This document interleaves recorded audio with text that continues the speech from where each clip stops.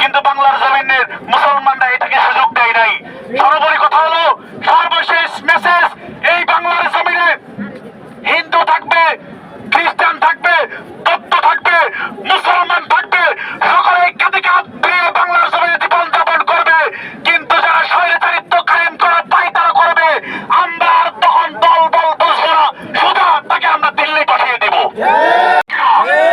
এজন্য আমি কথা বলতে চাই আপনাদেরকে, বিশেষ করে যারা বাংলাদেশে এখনো পর্যন্ত স্বৈরাচারিত্ব কায়েম করার পায়তারা করছেন, তাদেরকে বলে রাখি, আবার যেমনি হবে দিল্লি বসে রয়েছে, যদি ভালো না লাগে, থাকতে মন না চায়, তাহলে বর্ডার খোলা আছে, সোজা দিল্লি চলে যান।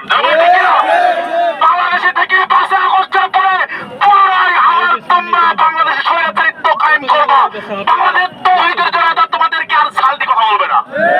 বিশেষ করে সবাই যদি ছেড়ে দেয়, আমরা মাদ্রাসার কওমি সন্তানেরা, বিশেষ করে বাংলাদেশ কেবল ছাত্র মজলিসের সন্তানেরা রাজপথে জুলাই অভ্যুত্থান থেকে শুরু করে 5 আগস্ট পর্যন্ত যেমনি ভাবে ছিল, আগামীতে ইনশাআল্লাহ বাংলাদেশ কেবল ছাত্র মজলিসের সংগ্রামী বন্ধুগণ থাকবে ইনশাআল্লাহ।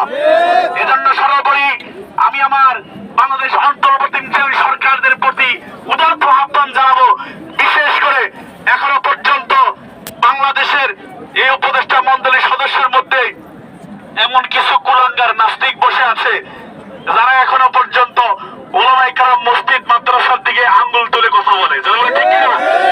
আমরা তাদেরকে হুঁশিয়ার করে রাখি, অন্তর্বর্তীকালীন সরকারকে দাঁড়িয়ে রাখি, এই বাংলাদেশ 5 আগস্ট যে কোনো অভ্যুত্থান হয়েছে, সবচেয়ে বেশি রক্ত দিয়েছে আমার কর্মী সন্তানেরা।